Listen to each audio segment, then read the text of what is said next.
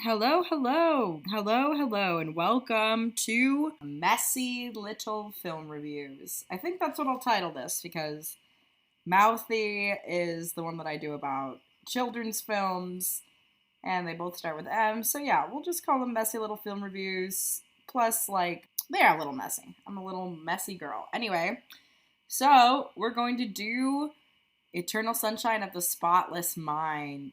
Ooh. Some might think this is a teenager show. I definitely watched this when I was a teenager, and maybe it should be on the podcast. But honestly, you can't understand Eternal Sunshine of the Spotless Mind until you're in your 20s. I feel like fully.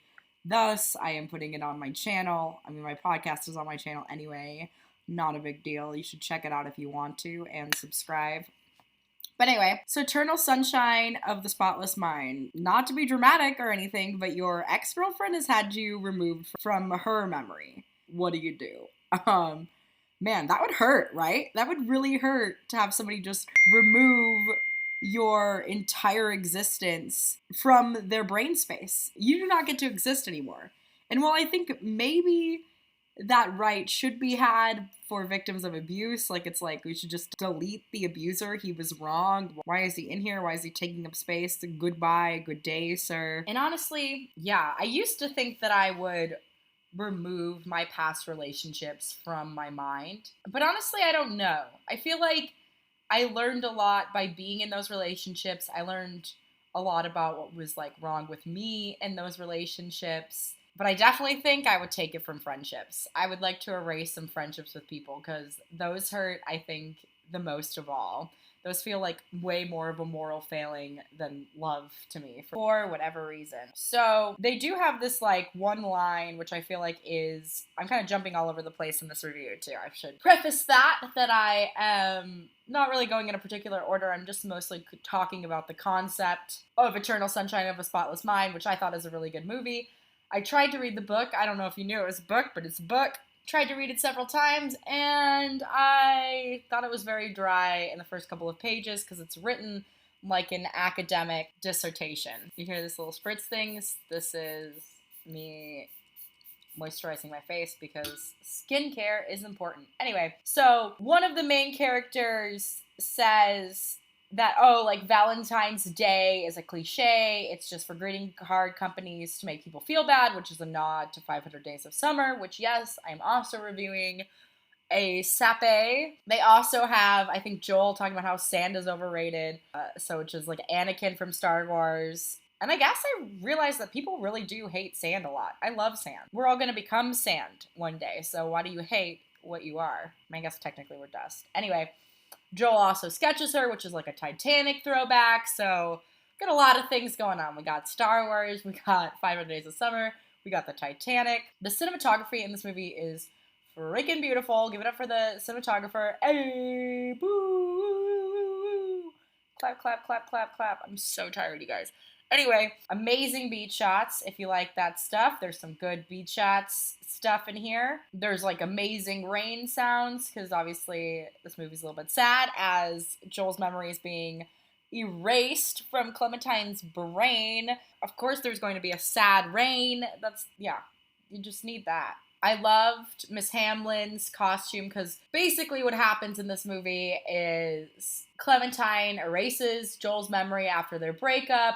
Joel gets all butthurt that she did that and decides to erase her memory from him. And then midway through in his memory, he's like, oh, wait, I don't want to do this. So he stops agreeing to the process midway through, but they've already started and chaos ensues. But basically he gets this one of his teachers pops into his memory in a weird moment, or it might be his babysitter. But anyway, her dress is super cool, and I want it. Clementine is, the kind of girl that puts booze in her coffee and smiles at the people who notice. She's got a couple of issues. But she is a manic pixie dream girl, and she is forever romanticized as such.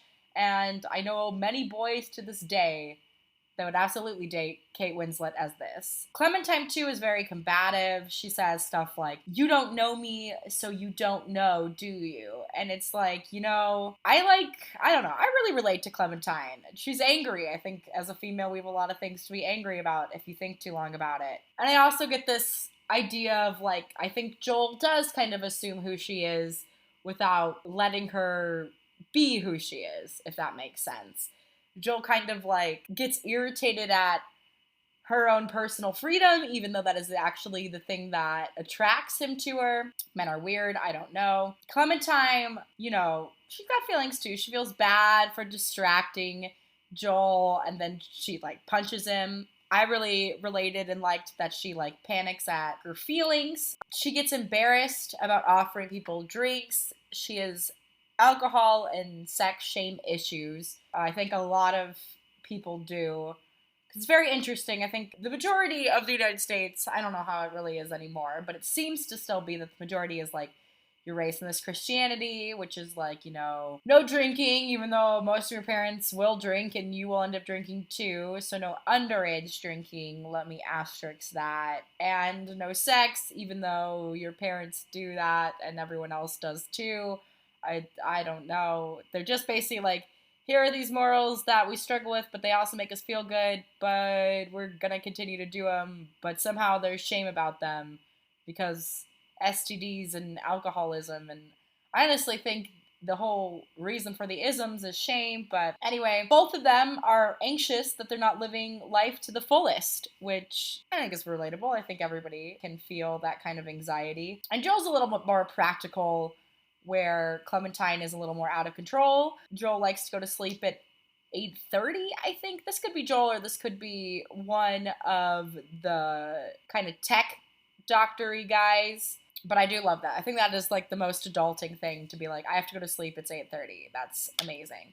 Sorry if my notes aren't perfect. I wrote this review a long time ago, but I just gotta get out of my phone because I wrote too many reviews now, and now it's time to do them. And the other thing that like drives me crazy about this movie, though, is that you've got these tech guys, right, who are performing an operation that I'm guessing requires, like, you know, a little bit of brain power. It might become second nature to them at this point because they've done it for so many people, but it is, like, messed up that they smoke a joint while letting Joel go through his, like, operation with his brain and erasing his memories, and they're just, like, high and inhibited, you know? Like, I think there are some jobs you can totally do high.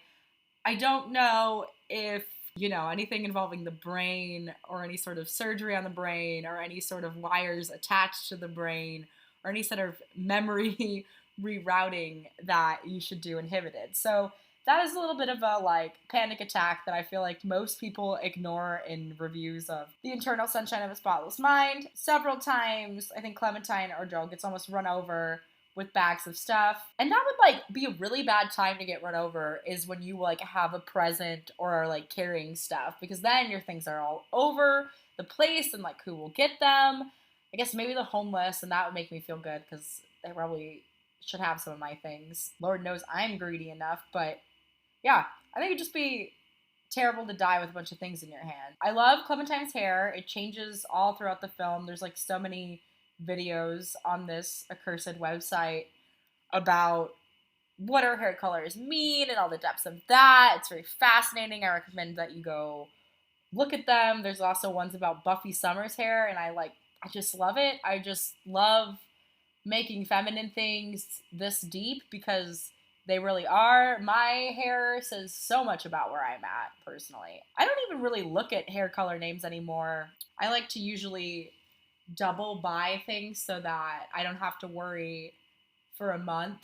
I like to like buy things in bulk, I guess, but by bulk I mean like 2 things because I still live in an apartment. But like if I get hair dye, right, I'll be like, oh, I saw this at the store, I should get it. And then I'll get like another one as backup. I mean, it really depends on the finances, but if I'm living large, I buy 2 so that I can put my finances to other things. But yeah, I don't really look at hair color names anymore, but they will, like if I have too much in my cart online, the name will make me put it out of my cart, you know, remove it. So if you are a makeup company, here's a tip for you.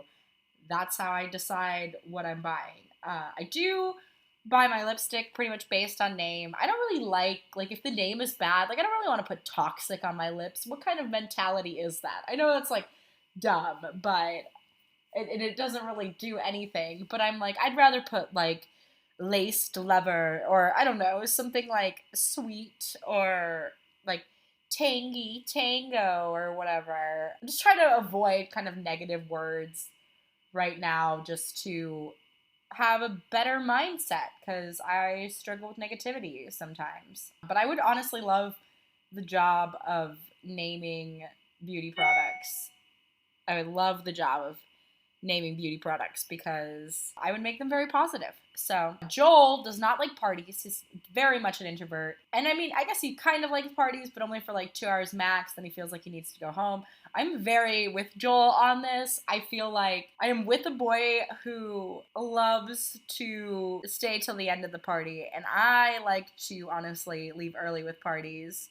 And now I guess I am becoming a person who stays to the end, mostly because I want him to pay for my Uber. So that's me. And it's so interesting to watch Joel as he goes through his memories. He's kind of like judging some of them, and he kind of is seeing them sort of removed. And it's very interesting. The memory accuracy isn't really discussed here. I think it's more about like how the person saw and felt it. And in this way, when Joel kind of stops the process or tries to like break through it, he's seeing his memory from kind of the outside perspective. He's not in it and not feeling it as emotional, but then sometimes he is. It's all over the place because memory is very complex. Clementine, you know, she's a flea market type of girl. That's always nice to see that represented. There's not enough characters that go to flea markets. I'm telling you that. And flea market is a great place to be. And Joel gets really judgmental of like how other people are judging his relationship because Clementine is such a kind of focus of attraction because of her crazy hair, and she wears kind of like vibrant colors, and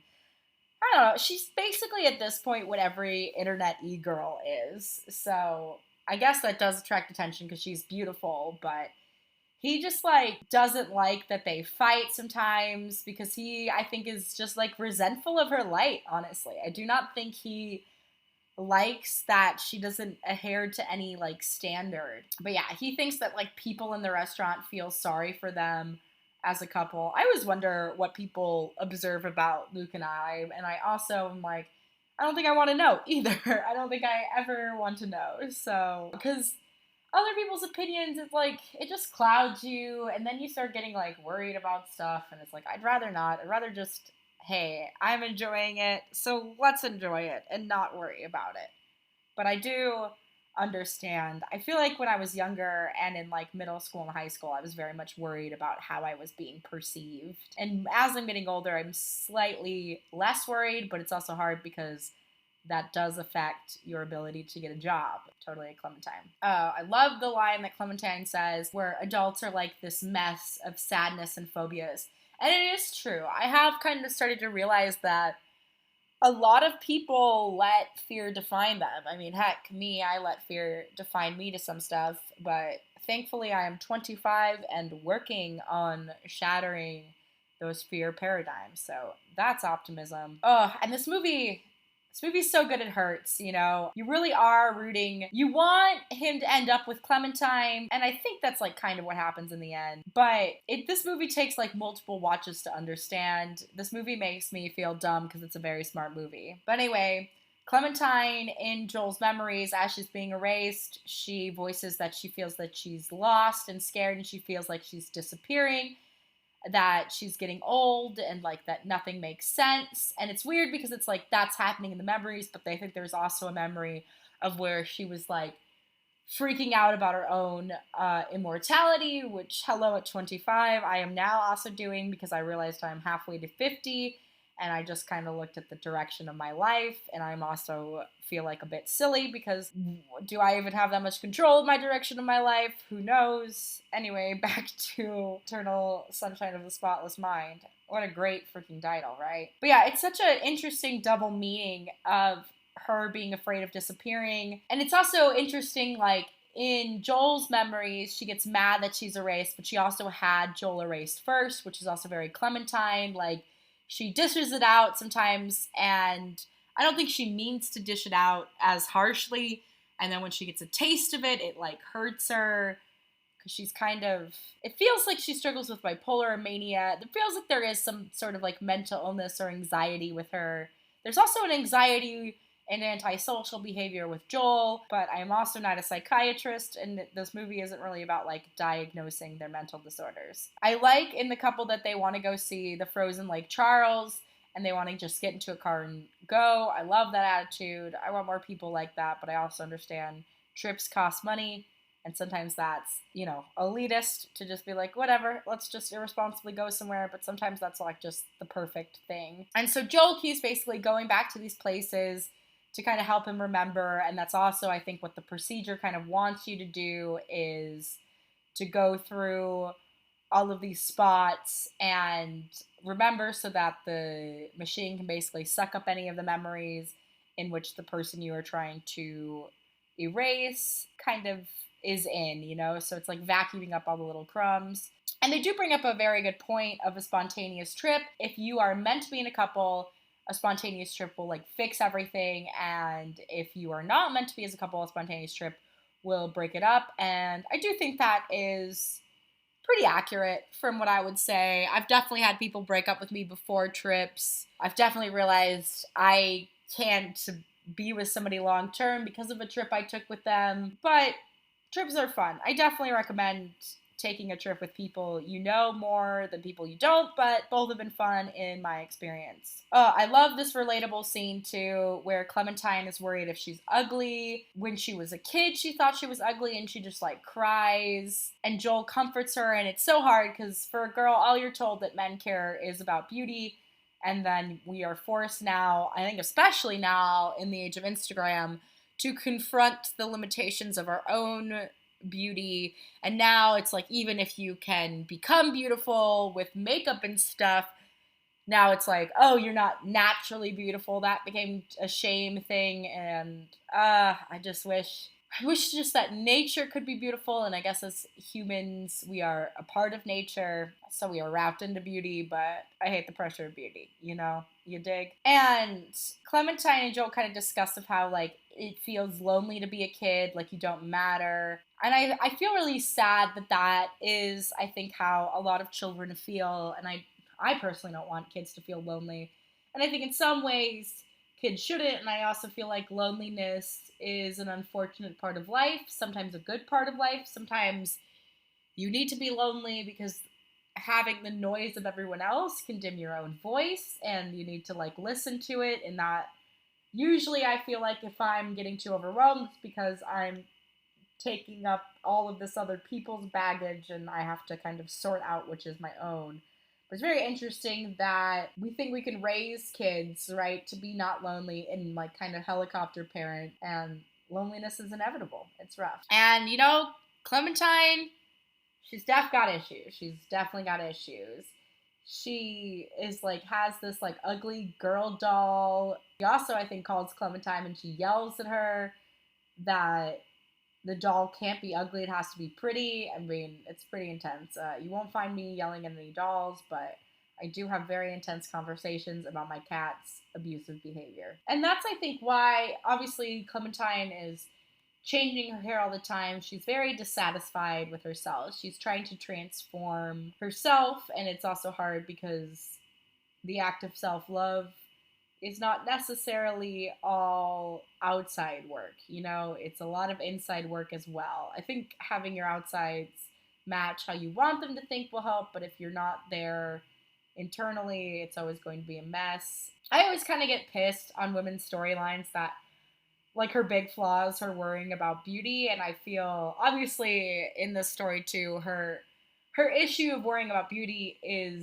it's bigger than that, right? That's only one way that it's manifesting, but there's just so many other things to worry about as a girl. I guess pretty is, unfortunately, a big portion of it. I didn't even realize until I came out to LA how many men worry about being beautiful either. It could just be men in California, but very interesting. And there's this beautiful moment where Joel just keeps repeating that Clementine is pretty, and I know men like mock women for the like struggle of them thinking that they're ugly and they like laugh at it, but honestly, reassuring a woman that you think that she's beautiful and find her attractive in a world that constantly tells her she isn't or could be doing more, that stuff's really important, and you should always do it. You should always be very kind to women and always make sure they know how beautiful they are, because sometimes it's hard to see themselves through your eyes, you know? So you got to help them.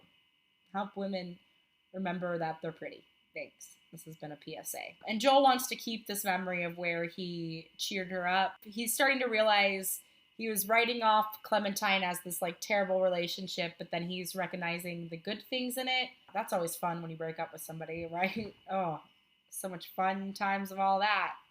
That's usually the worst, because then I rethink my whole decision and I'm like, oh, should I have done this? Should I have given up on this relationship? And that's also usually what prevents me from leaving a relationship, is thinking of all the good times, which can be scary when you're in an abusive one. And I do think that they were probably not right for each other, Joel and Clementine, at the emotional mental state that they currently were at when they started. I think at the end of this movie, because going through this like memory process has changed both of them, I think they are at a better mental state to survive a relationship. Yeah, and both of them are like, they've struggled that they've never really felt happy before or at peace. And they're kind of like looking for each other for that. And I think that can be hard, because I think there's a sort of grief when you realize this is your first moment of happiness, especially at an age like they're in their like 30s or late 20s.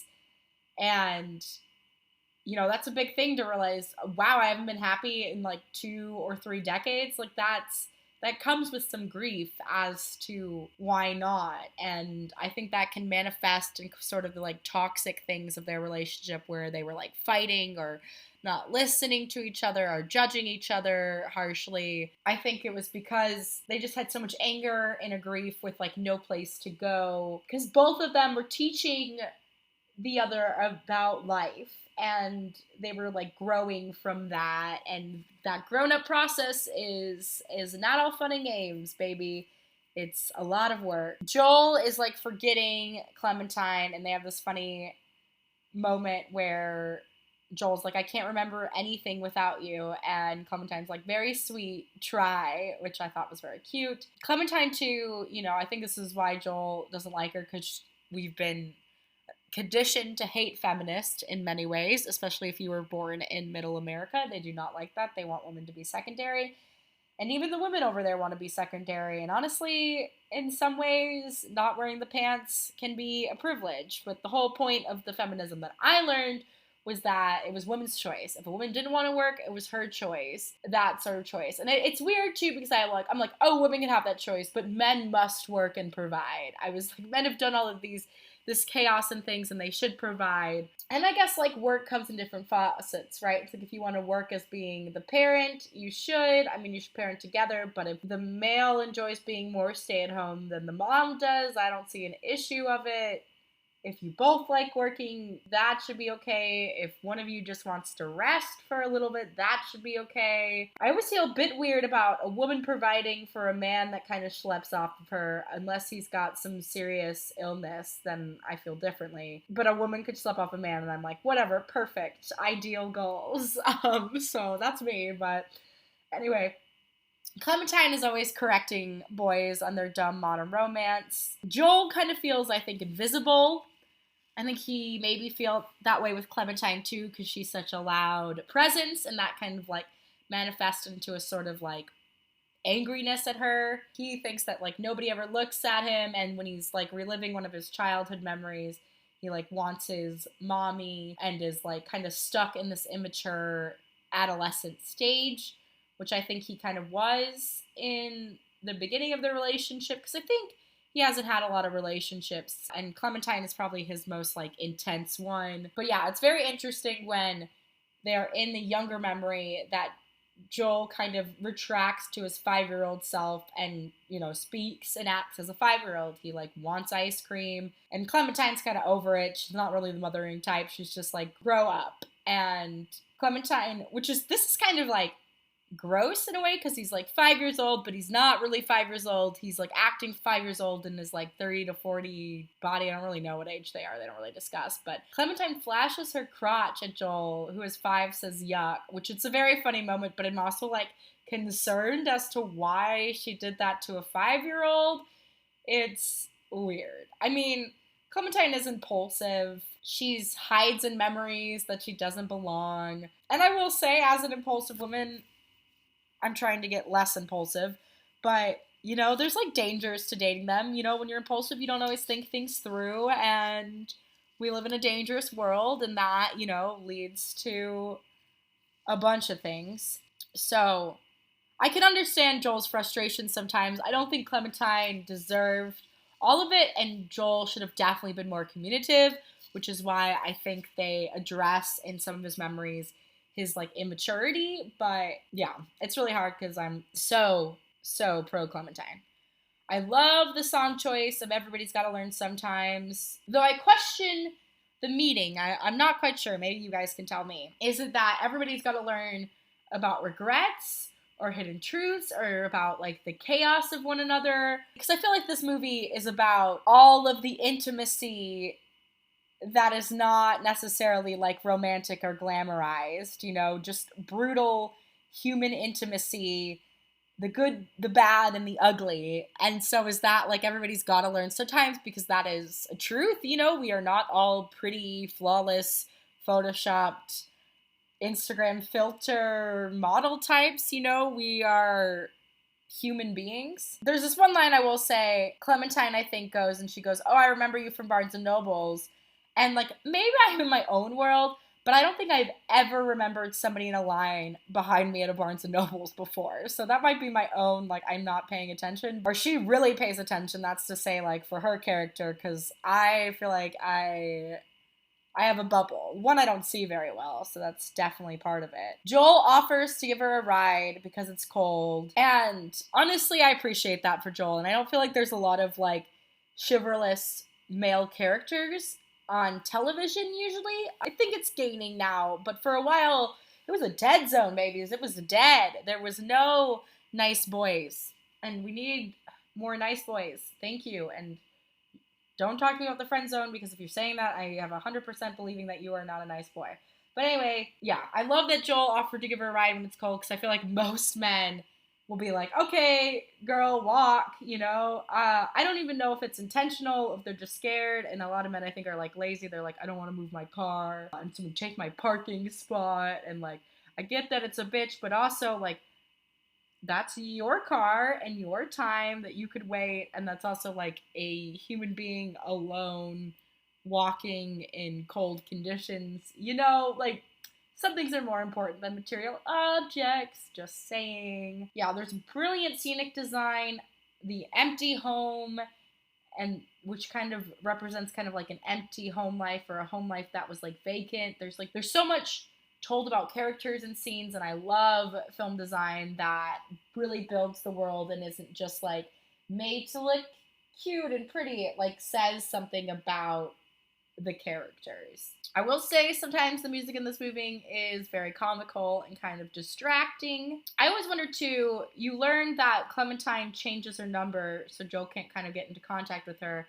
And I'm wondering if that probably has to be in the memory erasing instructions, because that would probably make things harder to be erased. If they had their number, they probably like make whatever patient go through the things of like changing certain stuff. We do find out that Clementine is with another guy at one point, and I kind of hate that, because then this narrative makes us try to like hate her, like, oh, because she moved on, even though like if you broke up, that's the whole purpose, is that this person would move on. You would kind of want them to, because the whole reason you broke up is that, you know, it wasn't working with you, right? So, and why would you want to have something that's not working, you know? There's so many people, it's bound to work in some ways, but people get possessive. I think we're all still learning our own possessiveness in society. And I mean, I don't know if we were supposed to hate her. I felt like that's what the movie wanted to do, because Joel like really felt a lot of jealousy and hated Clementine, and it's obviously very hard to hate Kate Winslet for me personally. But I hate this kind of false herring, because the way that it is in the story always made it feel like Clementine was like cheating on him, but they were broken up. And I hate that like sort of like sociopathic stalker thing of like, oh no, this girl is mine forever, but I could go be with other people and women, but if she's with another boy, how dare she, that floozy slut, you know? It's just, I hate that narrative. Because it's like, you broke up, then she has to find what she needed and move on. It takes me a really long time to buy Kristen Dunst as the receptionist. I don't know. She seems too much as like a coffee shop girl in here. But then, then again, as I've been going to more doctor's offices, I wrote this review note before. A lot of the doctor's office girls that are sometimes there, they are kind of ditzy. It's very interesting. I don't mean that in a bad way. It's just like the vibe, I think there's too much glamorization of smart sometimes. Although I will say being smart does help in many ways. And I guess I didn't really understand her part. It took me so long to realize her whole thing in the movie. It was just a struggle. So basically when the brain surgery operation finds out that Joel has seen this card that they give out, they're like, you shouldn't have seen this card.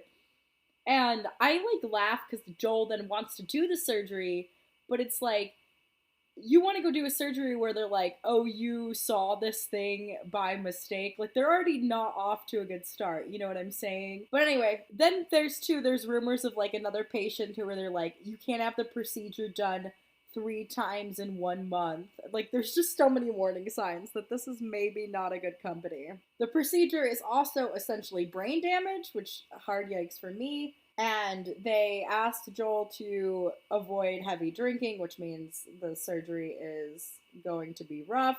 And the dialogue in this movie has such a creepy undertone. It's compelling, but it also like makes my skin crawl. So basically, for the memory to eradicate, they have to go to the emotional core so that the memories will disappear because they're so emotional, I guess, so linked. And it's crazy that this is like, it's like willful dementia. And these people like who have dementia cannot stop the erasure of their memories. And yet there's like this procedure out here in this world that exists. I don't know. It's pretty crazy to think about. I didn't know how I felt about editing when I first wrote this review, but I do like when it erases and rewinds. I said it reminds me of a cartoon, maybe SpongeBob, in my notes. LOL, that's really funny.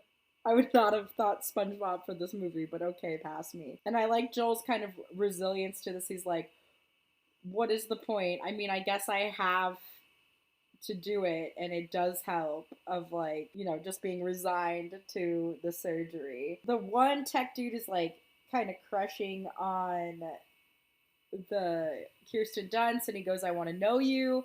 And usually any actor that says this line is just, it's so cringe, but the intent is sweet of like wanting to know.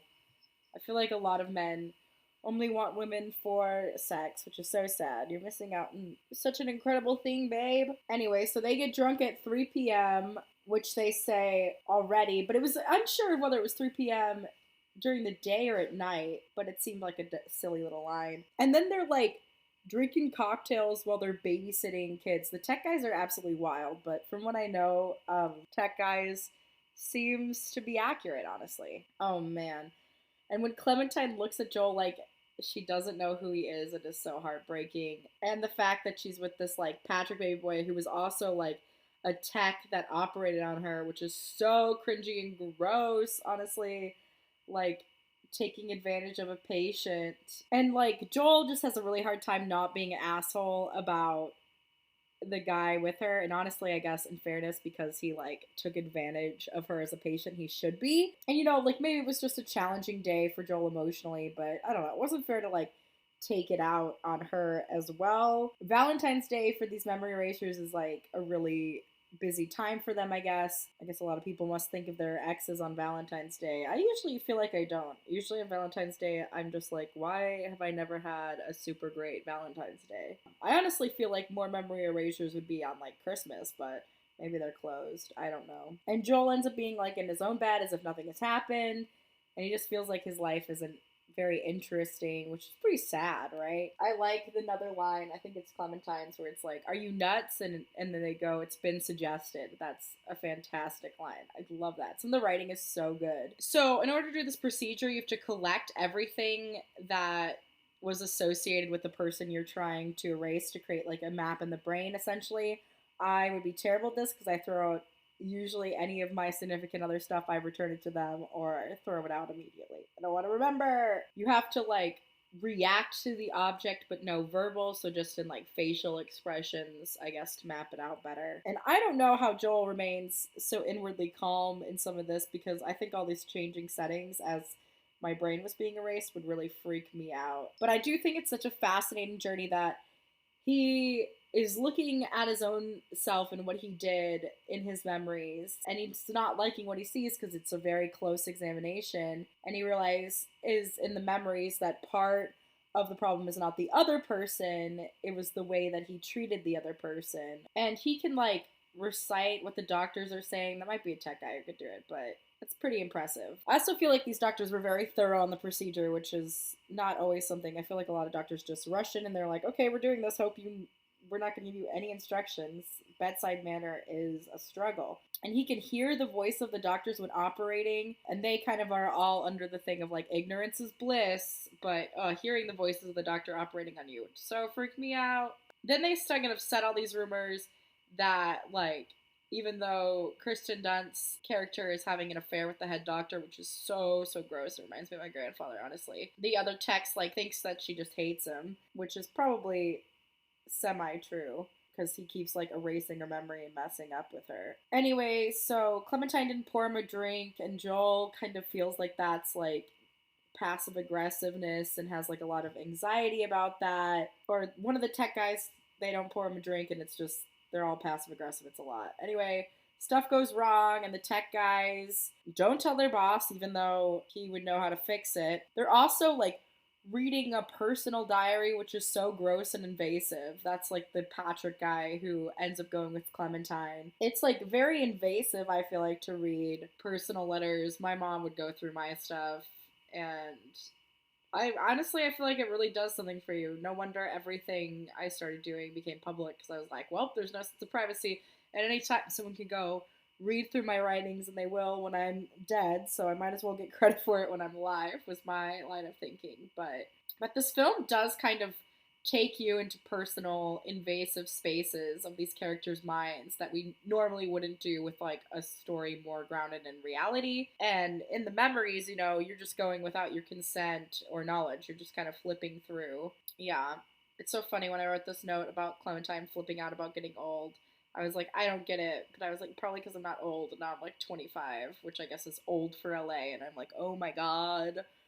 Oh, death. I'm so close. I don't have a 401k. I'm all like worried about finances and Social Security and leaving an impact. I don't know. Life is challenging. Clementine like re-gifted Joel presents, which is, you know, not amazing. And Joel gets her a piece of jewelry that she likes. And that's so hard, because it's like, I hate when it is revealed to you in the relationship that you are like the shittier person in the relationship, or you've like really dropped your ball, right? I've been there where I was like, oh, this guy's not going to care about me, so like I shouldn't put all my effort in and do this, because he's just like, he's not going to do it. I don't want to get my hopes up and reciprocated, and then I get like surprised with effort, and I'm like, oh my God, I am a jackass that I just like assumed that you were going to be a jerk, and I should have done like a higher road. I should have done what I wanted another person to do for me, even if it wasn't reciprocated. So silly to not walk the walk, you know? But oh man, yeah, her disappearing from his memories freaks me out so much. It always, like, my stomach would sink, just drop when Joel is like, wait, I don't want to do this anymore, right? And he, like, can't, he's in the operation. Having been a person who went through, like, pretty intense surgery, relatively young, that's a lot. And then you have like the tech and the Kristen Dunst character, they're dancing half naked while like Joel is like suffering through this. Tech people, you guys, this is very accurate. Basically, Joel keeps taking Clementine from his memory, trying to preserve her. I just love like the urgency of it. Like, this movie has incredible pacing. So Joel wants to wake up. Patrick stole pretty much Joel's identity and stuff that he learned that made Clementine like love him, which was super messed up, and is like parroting words that basically said it's like, just be yourself or change yourself. That's just, that would be very freaky to be like hired by somebody that you know is doing gross things. But also, what's the culture here in this work environment?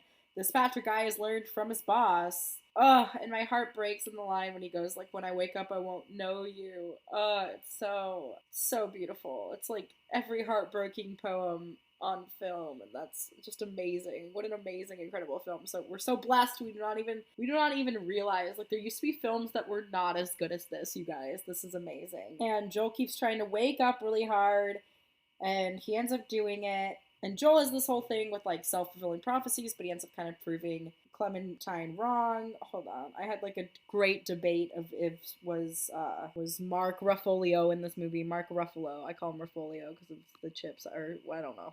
Mark Ruffles. What am I doing? Oh, it was Mark Ruffles. My man. Razzle guy. Dude. Anyway, it was him with Kristen Dunst. What a pairing, right? What a pairing. I don't know why. I just thought it was too good to be true for it to be. So, we'll dive in a little bit on Clementine's hair. So, it starts off, there's like a pink Valentine vixen, which is kind of like her being girly and in love and romantic and innocent and the happiest. And that is also the hair where Joel hurt her the most. Her orange hair is like energetic, happy, almost a normal kid. It kind of makes me think of like Chucky from Rugrats. Those were like the two analyses that I had on the hair. There's like a deeper YouTube video. I wish I had the links. Maybe I'll try to find the link and put it down here, but I also might be a little lazy.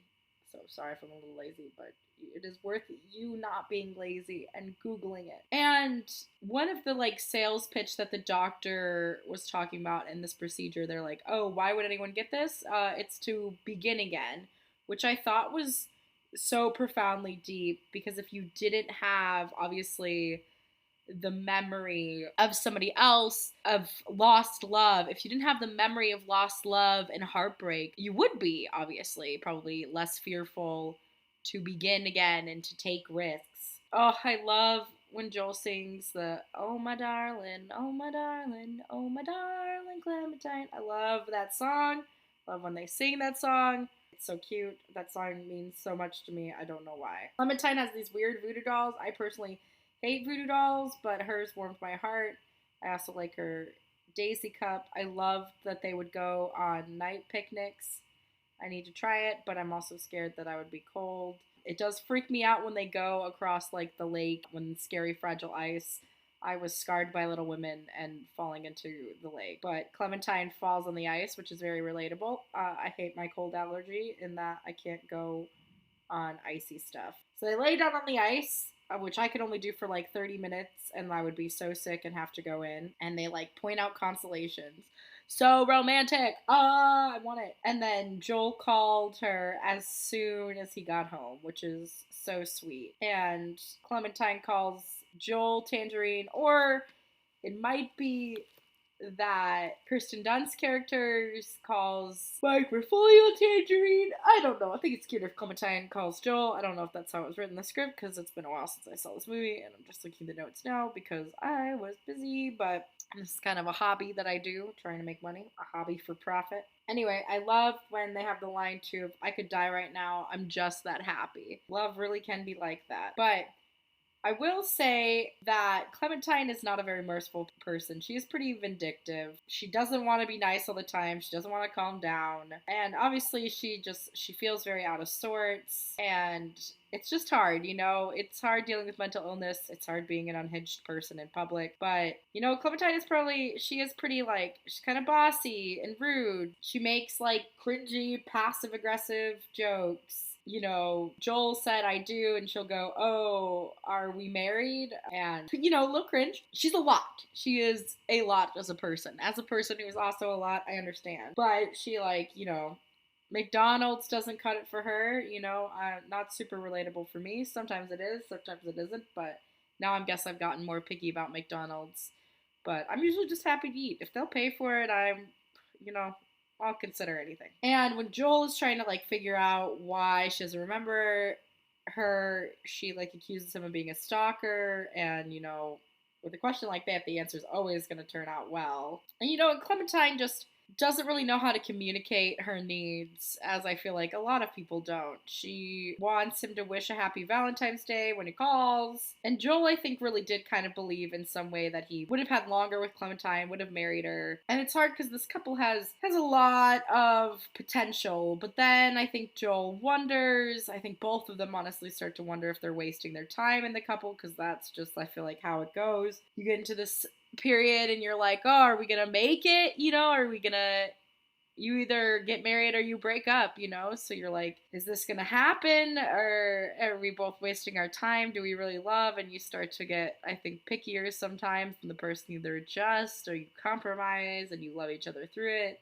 Love is a lot. And Joel, is just over being nagged by Clementine. This is kind of why they had their dissolution, And he, like, literally will go, like, God, give it a rest, which is, like, the worst thing to say to a woman ever. But, and I don't think she would nag him if she didn't feel like she was lacking in his attention, but still. And Clementine just is kind of making things that aren't about them. She just wants to have a rampage. You can tell she's kind of very immature at expressing her emotions healthily, so she, like, throws laundry at him, which is, not good. Do not throw things at people. I think it happens sometimes in relationships, but the ideal is that you don't throw things at people and make those mistakes.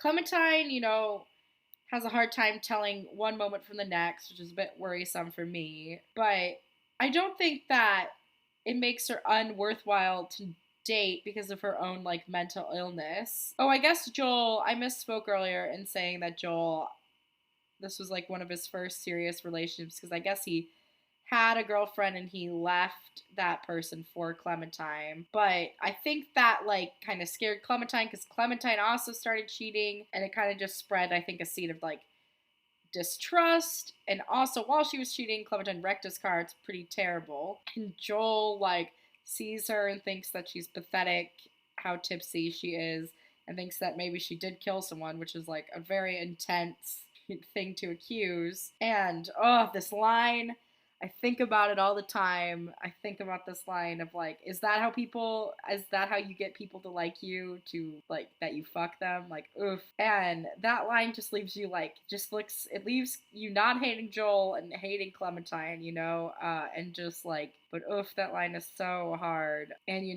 she gives him his keys back, because pretty much that is one of those things that you say, that, like, one small simple sentence that people can't get over for the rest of your life. And Joel decides to just be, obviously after that he's happy that he's erasing her, and he's happy that she did it first, and that it's, like, the perfect ending to that story. But he just comes off as kind of venomous and serial killer creepy in some of his voiceovers, personally. But I also feel like that is probably how men get over women. And, like, the fact that one dude, like, fell in love with Clementine unconscious and stole her panties, it's just so creepy and unethical. It's so unethical to ask her out and using her diaries and pretty much redoing a memory that she erased. Another reason Clementine and Joel broke up is, I feel like this is always a huge reason, but anyway, Clementine wants to have a baby. Joel's not ready. He doesn't really believe that Clementine can take care of a kid.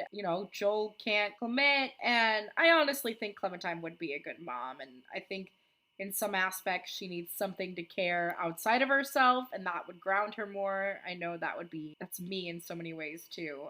And then Patrick uses all these memories against Clementine, but also can't take it when she's a mess and is crying about being ugly. And it's just so weird that it's, like, really, like, guys can't handle this girl crying. Like, not to, like, shame masculinity, and obviously, like, that's a stupid thing to gender as strength, but, like, really, you can't hold it together. You're told that you're tough all the time and want to, like, portray this. Like, women have so many emotions just because of hormones and just how we are built biologically. But I don't know. Women just shouldn't feel shamed for being openly honest. And honestly, men should try it more. And honestly, and then too, we still have Mark Ruffalo and Kirsten Dunst, like, just, like, basically dancing while all of this is going on, drunk and, like, not wearing panties, like, just being reckless during the job. Although working from home, being able to work naked sometimes is a saving grace. I think, like, this is, like, everybody kind of put Jim Carrey on the map as, like, oh, Jim Carrey's a serious actor. He's a serious actor, you know. But, you know, his acting's good. It's good. There's still like a dopiness to it. And in his like childhood memory, he has this time of like when he like loved the kitchen. I don't think I've ever had a memory of like where I loved the kitchen. I've always loved the outdoors, and I love rooms with great high ceilings and great big windows. That's kind of my thing. And I always have a deep respect for spiral staircases. So while Mark Ruffalo and Kristen Dunst were, you know, being unprofessional and having sex while on the job, you know, happens to everybody, I guess. They're unsure what happened. Patrick gets sick and leaves. Kirsten Dunst has to stay because she's so stoned, which is also gonna get like in so much trouble. They not only had sex on the job, danced, drank, and smoked weed. Oh man, this is a corporate disaster. And I mean, it is kind of disrespectful because this person is like essentially in a medically induced coma, and it's just a lot. Like, there's a time and a place, people. But yeah, it's insane to me. Just all the relationships in this movie are so well done. All the characters are well done. Sorry if this review was a bit all over this place. I find it so hard to talk about this movie. I find it so hard to talk about good movies in general because it's just like, when it's a bad movie, I have enough knowledge in my craft to kind of like point out, oh, like this doesn't make any sense. What happened here? And sometimes even I'll leave a review and I'm like, oh, there's so much I could have said, or maybe this is why, like, you know, there's only so much time in a day and there's so much things that you can talk about movies. But this one was really good. It's a movie you can get lost in, and it's honestly one of my favorites. Definitely on the top 100. If you haven't seen it, go check it out. If it's after a breakup, it's definitely going to sting. If you're in love, I think it's going to sting. But, oh, it's a great movie. So let me know if there's any movies you want me to check out. I have a list of so many, but I will prioritize ones if they're on the list and you recommend them. Please make sure to donate. Right now I get paid very little, but I am monetized on YouTube, so thank you all for that support. And have a great rest of your day. Treasure the people you're making good memories with. Bye.